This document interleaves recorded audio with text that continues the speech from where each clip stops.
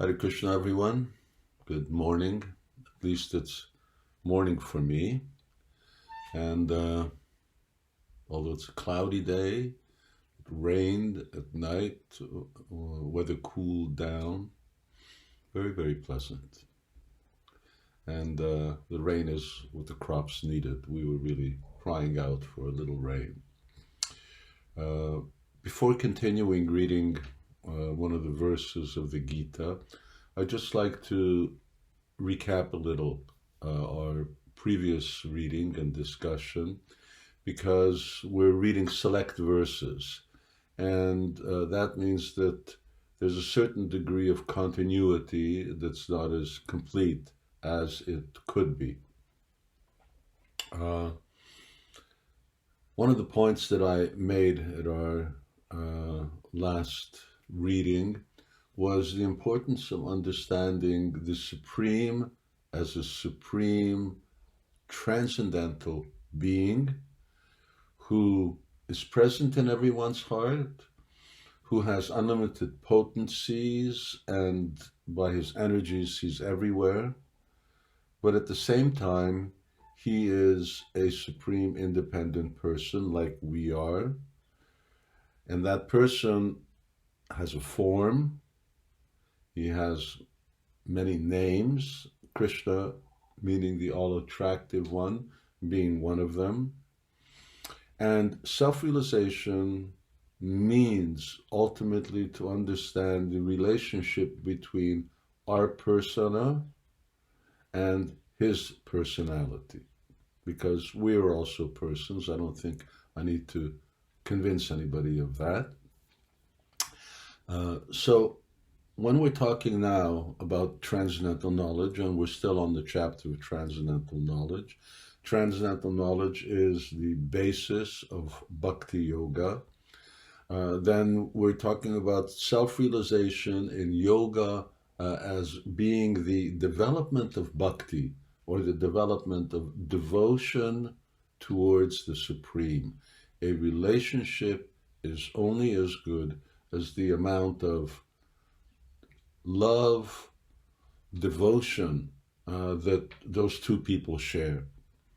And we have within us love for the Supreme, and the Supreme has love for us. The fact that I can talk, the fact that we have food to eat and oxygen to breathe, and that we even have the opportunity to exhibit our individuality is one of the unlimited ways in which God shows his love towards us.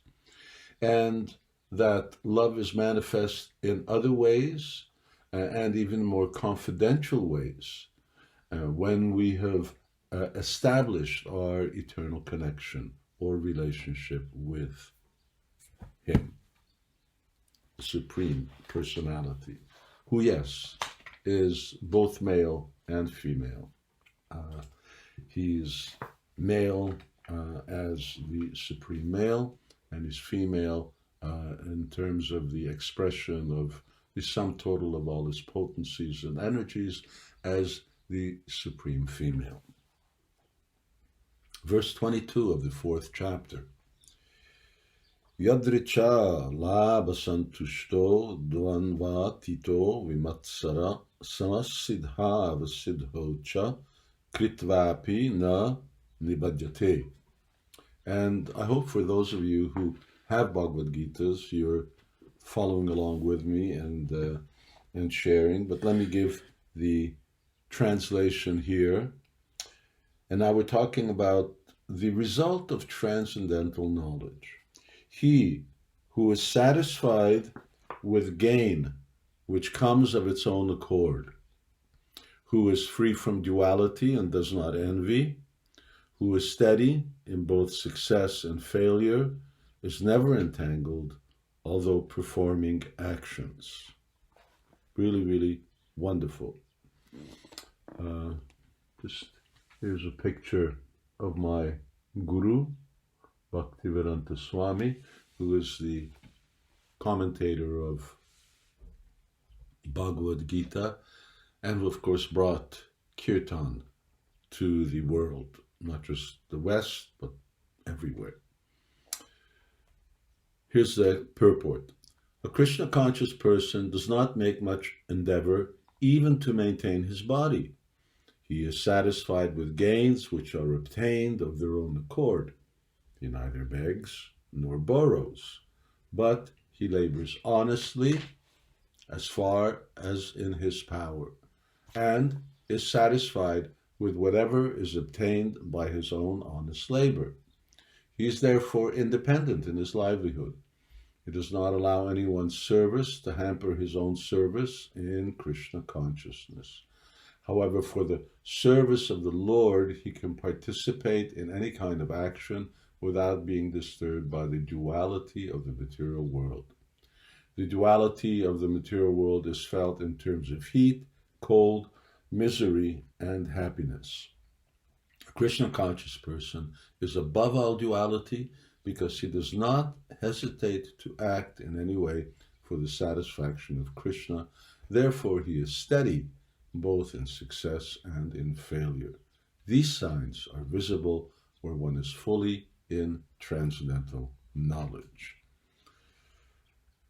A yogi is someone who's in transcendental knowledge, fully in transcendental knowledge.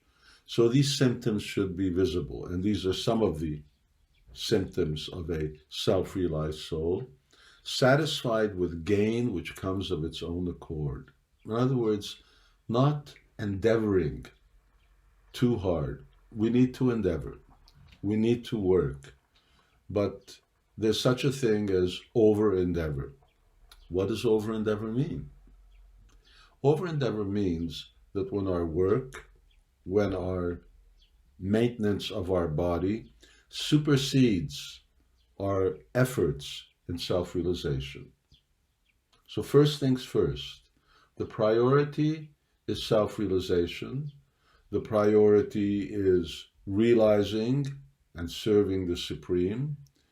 And when we have to work so much that, well, I don't have time to chant, I don't have time to read Bhagavad-gita, I don't have time to meditate on what is actually, or think about what the purpose of life is all about. I'm too busy doing my job. I'm too busy doing so many other things. So a person who's satisfied with gain which comes of its own accord. And that's called your karma. How do you know how much you should struggle? Well, as I mentioned, we're struggling for maintain ourselves. So how much? We're not sacrificing our duty to ourselves, our real spiritual duty. And that will vary from person to person, and that's their karma.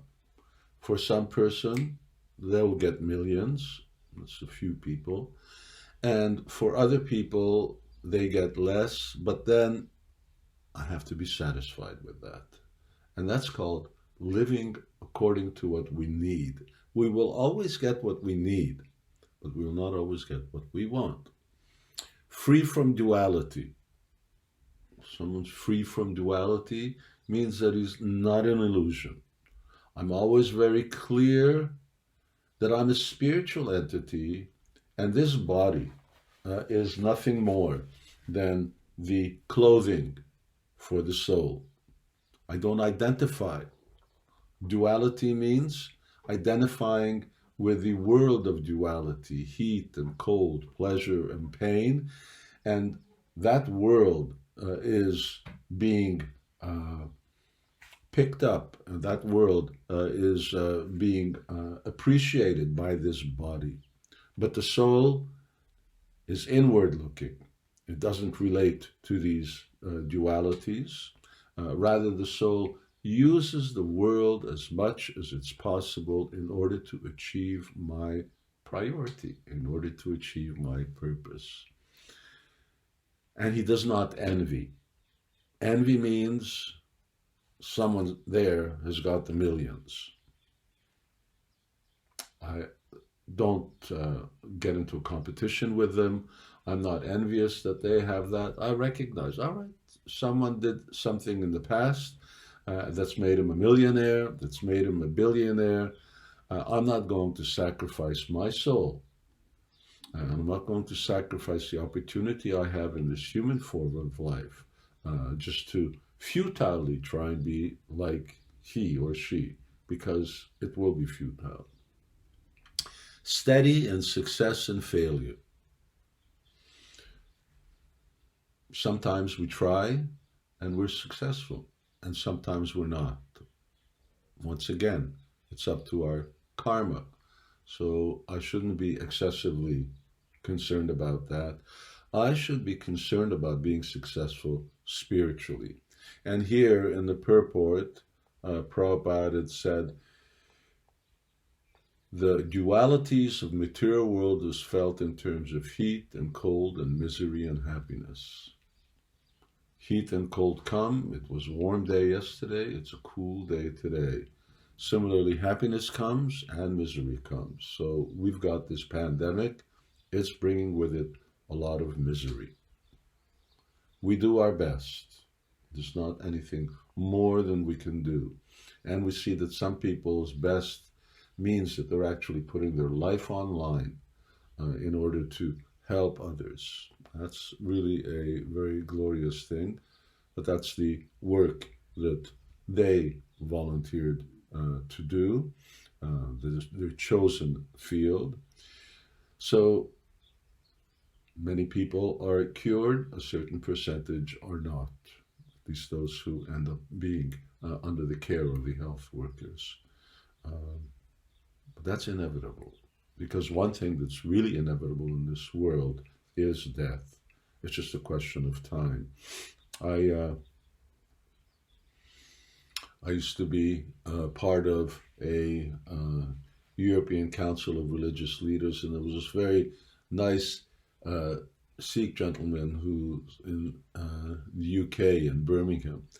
And once in a discussion, he made this very striking, very nice statement. He says that from the day that we are born, our death certificate has been signed. Usually when you're born, it's your birth certificate that's signed. But our death certificate has also been signed because we're going to die. That is inevitable. But he said the only thing that hasn't been filled out is the date. But when it happens, you'll know. So, yes.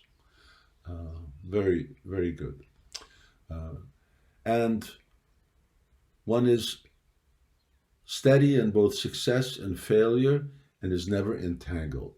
So we don't want to become entangled. We don't want to become a slave of the world, a slave of our mind. We don't want to be a slave of the internet. Don't want to be one of, at least, well, I don't have any children, but I wouldn't want to have one of those children who, at least at night, is 100 times, he's checking his mobile phone, or she's checking her mobile phone for messages. I mean, that's outrageous. That's really slavery. What to speak of how many thousands of times people are checking their mobile phones or computers during the day in their waking hours. It's slavery, and we should admit it. We have become slaves, and it's just like becoming an addict to drugs.